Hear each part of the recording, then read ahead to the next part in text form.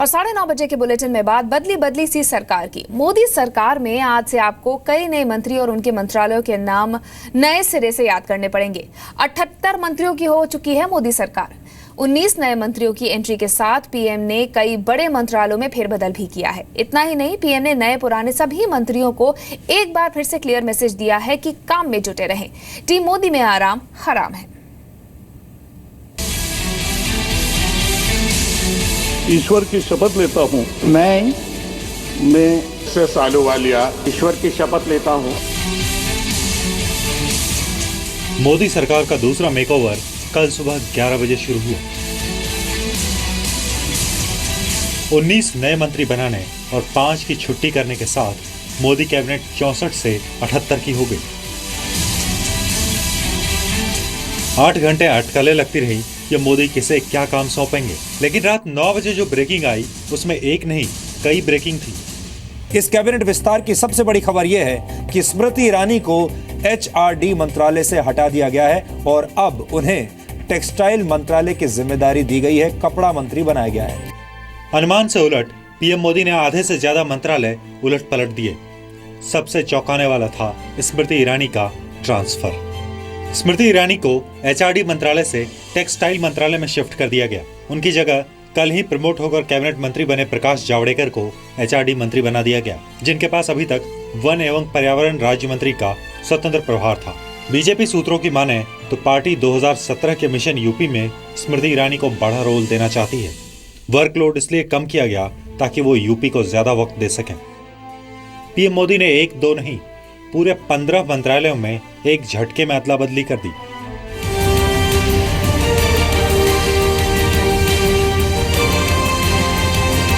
अरुण जेटली से सूचना प्रसारण मंत्रालय ले लिया गया। जेटली अब सिर्फ वित्त मंत्री हैं। उनकी जगह सूचना प्रसारण मंत्रालय वेंकैया नायडू को सौंप दिया गया। नायडू अब शहरी विकास मंत्री के साथ सूचना प्रसारण मंत्री भी होंगे। 2 वजनदार मंत्रालय उन्हें दिए हैं तो बदले में संसदीय कार्य मंत्रालय उनसे ले भी लिया है। संसदीय कार्य मंत्री अब अनंत कुमार को बनाया गया है, जिनके पास अब तक रसायन और उर्वरक मंत्रालय थे। पीएम मोदी ने सदानंद गौड़ा से कानून मंत्रालय ले लिया है। गौड़ा को अब सांख्यिकी व कार्यक्रम क्रियान्वयन मंत्री बनाया गया है। कानून मंत्रालय अब रविशंकर प्रसाद को सौंपा गया है। संचार मंत्रालय रविशंकर प्रसाद के पास पहले से ही है। अब कानून मंत्रालय का जिम्मा भी वही संभालेंगे, यानी वजन बढ़ा है उनका। जयंत सिन्हा अभी तक जेटली के अंडर वित्त राज्य मंत्री थे, लेकिन अब नागरिक उड्डयन राज्य मंत्री बनाए गए हैं। महेश शर्मा से नागरिक उड्डयन ले लिया गया है। शर्मा के पास अब सिर्फ संस्कृति और पर्यटन राज्य मंत्री का स्वतंत्र प्रभार है। पीएम ने चौधरी बीरेंद्र सिंह को भी शिफ्ट किया है। बीरेंद्र अभी तक ग्रामीण विकास मंत्री थे, अब इस्पात मंत्री बना दिए गए हैं। उनकी जगह इस्पात मंत्री नरेंद्र सिंह तोमर को ग्रामीण विकास मंत्री बनाया गया है। वजन रेल राज्य मंत्री मनोज सिन्हा का भी बढ़ा है, जिन्हें रेल राज्य मंत्री के साथ अब संचार राज्य मंत्री भी बना दिया गया है। वहीं संतोष गंगवार से कपड़ा राज्य मंत्री का स्वतंत्र प्रभार लेकर उन्हें वित्त मंत्री जेटली के अंडर वित्त राज्य मंत्री बना दिया गया है। कृषि राज्य मंत्री डॉक्टर संजीव बालियान अब तक सिर्फ कृषि राज्य मंत्री थे, लेकिन अब जल संसाधन राज्य मंत्री बना दिए गए हैं। इसी तरह हंसराज अहीर, जो अब तक रसायन एवं उर्वरक राज्य मंत्री थे, अब राजनाथ सिंह के अंदर गृह राज्य मंत्री बनाए गए हैं। सीनियर मंत्रियों के अदला बदली के साथ पीएम ने नए 19 मंत्रियों को भी काम बांट दिए। साथ ही ट्रेलर भी दिखा दिया कि उनकी टीम में आए तो कितना काम करना पड़ेगा। लेकिन पीएम मोदी के इस ट्रेलर से पहले दिखाते हैं कि किस मंत्री को क्या काम मिला है। एस आहलूवालिया संसदीय कार्य के साथ कृषि कल्याण राज्य मंत्री भी बनाए गए हैं। संसदीय कार्य का पुराना अनुभव है उनका। विजय गोयल को युवा एवं कल्याण मंत्री का स्वतंत्र प्रभार दिया गया है। वाजपेयी सरकार में भी ये मंत्रालय देख चुके हैं गोयल। अनिल माधव दवे को वन एवं पर्यावरण मंत्री का स्वतंत्र प्रभार दिया गया है, जो अब तक जावड़ेकर के पास था। रामदास आठवले को सामाजिक न्याय राज्य मंत्री का जिम्मा दिया गया है। BHU के प्रोफेसर रहे महेंद्र नाथ पांडे उनके मनपसंद मंत्रालय HRD में राज्य मंत्री बने हैं। असम के राजन गोहेन को रेल राज्य मंत्री बनाया गया है। अनुप्रिया पटेल को स्वास्थ्य एवं परिवार कल्याण राज्य मंत्री का जिम्मा दिया गया है। कृष्णा राज को महिला एवं बाल कल्याण राज्य मंत्री की जिम्मेदारी दी गई है। फग्गन सिंह कुलस्ते को स्वास्थ्य राज्य मंत्री बनाया गया है। वो अब JP नड्डा के अंडर काम करेंगे। रमेश चंदप्पा को पेयजल एवं स्वच्छता मंत्रालय में राज्य मंत्री का जिम्मा दिया गया है।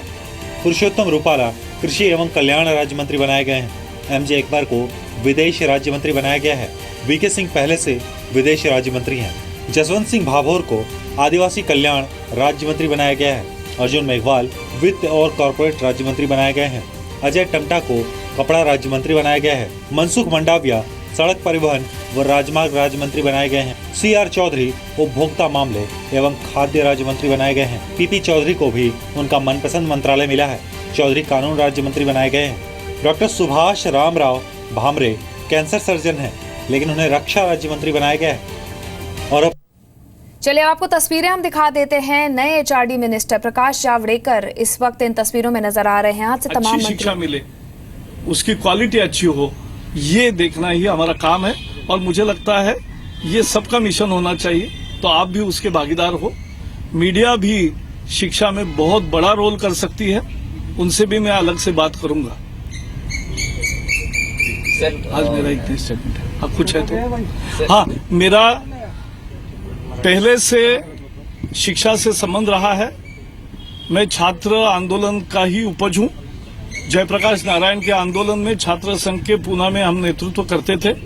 विद्यार्थी परिषद का कार्यकर्ता रहा और उसके बाद मैं यूनिवर्सिटी के सीनेट में था 12 साल पुणे विश्वविद्यालय के, और 12 साल में स्नातक क्षेत्र से ही मैंने महाराष्ट्र विधान परिषद में स्नातकों का प्रतिनिधित्व किया।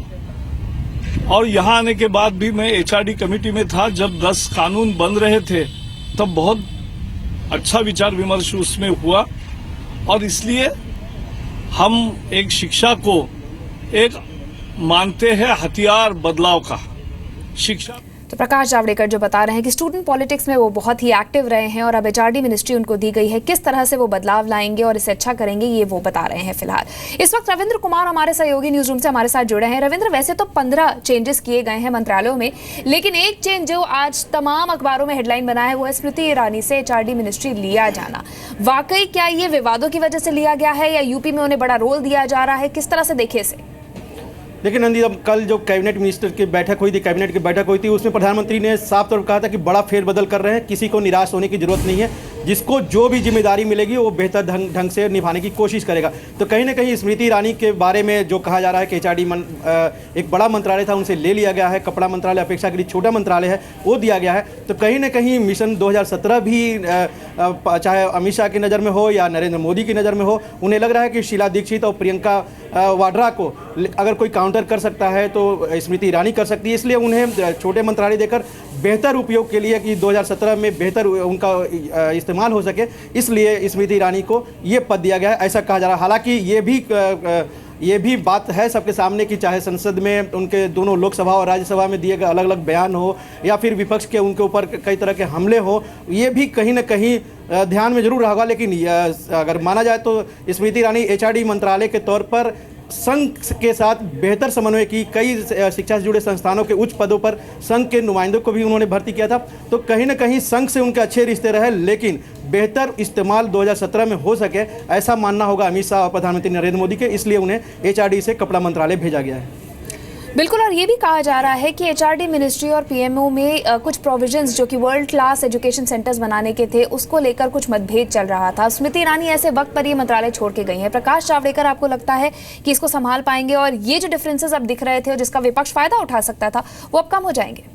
देखिए, मानसून सत्र शुरू होने वाला है। खुद अभी प्रकाश जावड़ेकर ने भी कहा कि वो शिक्षा से जुड़े रहे हैं और इस शिक्षा से जुड़े आंदोलन की उपज हैं। तो कहीं ना कहीं उनके जो कामकाज था पर्यावरण मंत्रालय का, चाहे वो पेरिस सम्मेलन हो या फिर देश में पर्यावरण को सुरक्षित करने के उनकी जो मुहिम थी, उससे प्रधानमंत्री जरूर खुश रहे। उनको प्रमोशन एकमात्र ही कैबिनेट मिनिस्टर बनाया गया प्रकाश जावड़ेकर को, और उनको ये HRD मंत्रालय दिया गया। तो मानसून सत्र में जब विपक्ष इस मंत्रालय को लेकर जो हमले कर सकती थी स्मृति ईरानी के ऊपर, वो कहीं ना कहीं छट सकता है और बेहतर जवाब दे सकते हैं प्रकाश जावड़ेकर। और ये जो मतभेद की बात, बेहतर शिक्षा की बात जो करे, ये पहले भी है, आगे भी चलते रहेगा, क्योंकि इसका कोई लिमिट नहीं है। कब बेहतर कैसे किया जा सकता है, कौन कह सकता है, ये निरंतर चलने वाली प्रक्रिया है।